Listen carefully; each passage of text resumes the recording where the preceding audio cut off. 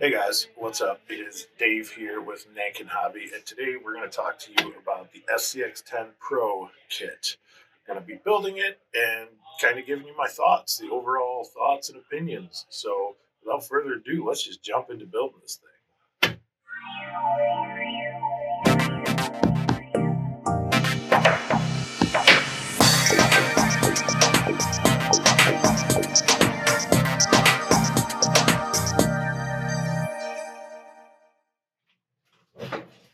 All right, so hit one little, I don't want to call it snafu, but one little thing to pay particular attention to when building this. I know I saw they mentioned it in another live video or in another video, but I really want to emphasize this because this is something that can be a problem later on. You got these three axle tubes here, right there, boom. They all look the same length, and it is noted in the manual that one is shorter than the other. And if you're just they're sitting on the bench and you just kind of look at them, they all look the same. It literally calls for 72.27 millimeters is the one for the front.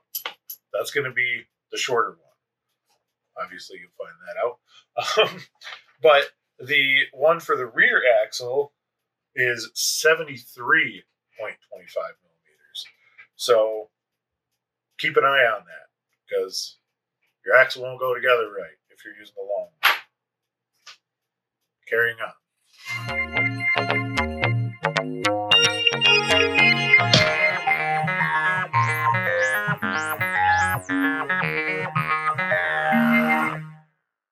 So, one of the cool features, since I'm building the axle, about this kit is you can do two different setups. So this is going to be the front axle. As you can see, it's going to be an offset pumpkin, which is definitely going to be helpful later. I'll show you why later. But this here mount, this is going to be your upper link mount. You got your lower link mount and your panhard. That's going to be the bar that goes from there to there. And there's two different configurations. So you can run it like this or like this. So basically what this does is it allows you to have the servo mounted on the axle. The other way is obviously chassis mounted servo, which is pretty traditional. But this, the benefit to this is basically it's going to keep the weight nice and low. And with the offset pumpkin, you're going to clear drive shafts and everything. You can make everything just sit lower. It is super nice. All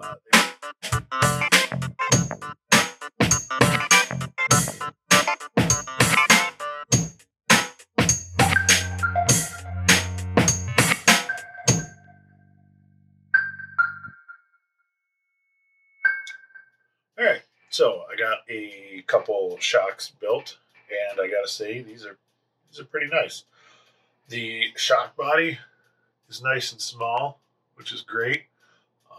And not only that, but these little shocks, these little springs, are very reminiscent of what we run in the comp world. Basically, a lot of people are running like DravTechs or the Traxxas 2660s with the mini T springs, and aftermarket companies, were making these spring retainers that would actually hold those little springs.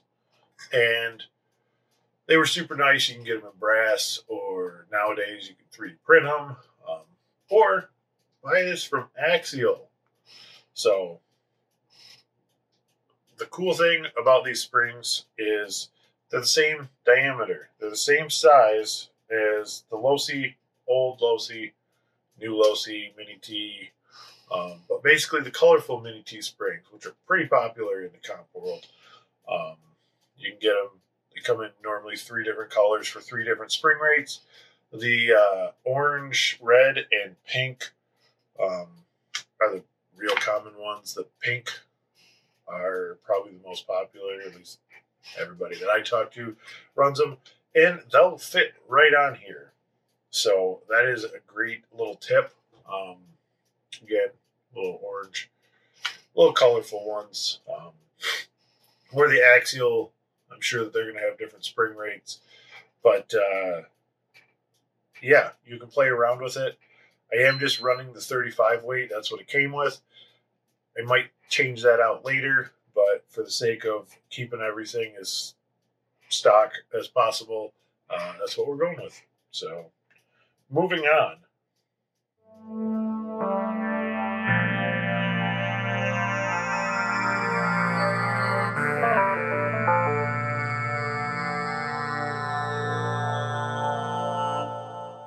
So, in the process of finishing the trans, um, this little lockout here that goes on the back.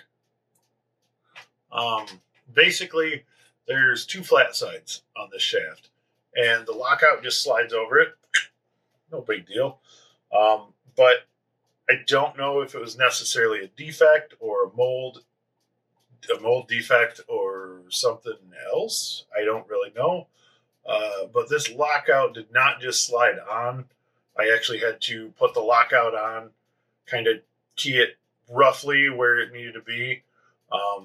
And then without this little slipper pad, it's not a slipper pad because there's no slipper, but without this big metal ring, I was able to get about a thread or two with the nut on there and then able to crank it down. So again, I don't know if that was some kind of defect in the little locker, but it might be a little bit tough. But just kind of set it on there best you can, get it pressed on, and then once you thread that nut on, it should push it all on, no problem. So yeah, just wanted to point that out. I don't think it was necessarily a problem. I think it was just a super tight tolerance. So almost got the trans together. And then we move on to, I think, just the chassis. And this thing's almost done, dude. All right. So now that we got this thing done, let's take a look at it.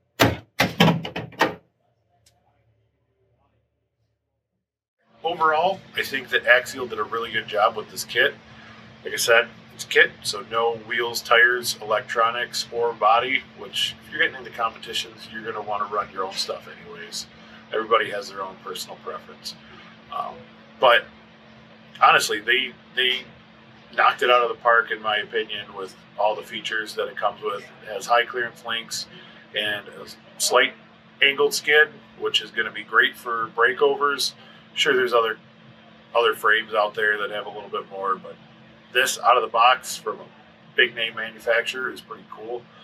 It gives you a couple different options, like I said, for the front axle, CMS, or axle on servo on axle, which is another great option. And then on top of all that, you also get selectable overdrive, so you can switch the overdrive from 1-to-1, where you have no overdrive, or you have 40% overdrive. Basically, that's going to rotate the front tires faster, which will allow the truck to spin faster than the rear and pull the front end around, or spin faster, climb up things a little bit better.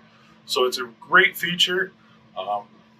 They do make it super easy to be able to lock that out if you're doing a comp. It's normally not legal in Class 2, so best thing to do is to lock it out and just run 40%. If you're going trailing, you're going to want to hook up a servo to that, because that much overdrive just isn't good on the drive line in a long trail normally. But honestly, if you look at some of the other competition chassis kits out there, they're a couple $100. I mean, this falls right in with all that. Honestly, I think I run on my Class 2 the Game Changer chassis, and I mean, the price is over $300. I mean, you look at some of these other ones, and they're right around the same price or more. Sure, some of them have some different features and things like that, but like the one I got, I mean, It didn't come with gears in the transfer case or the motor mount or axles.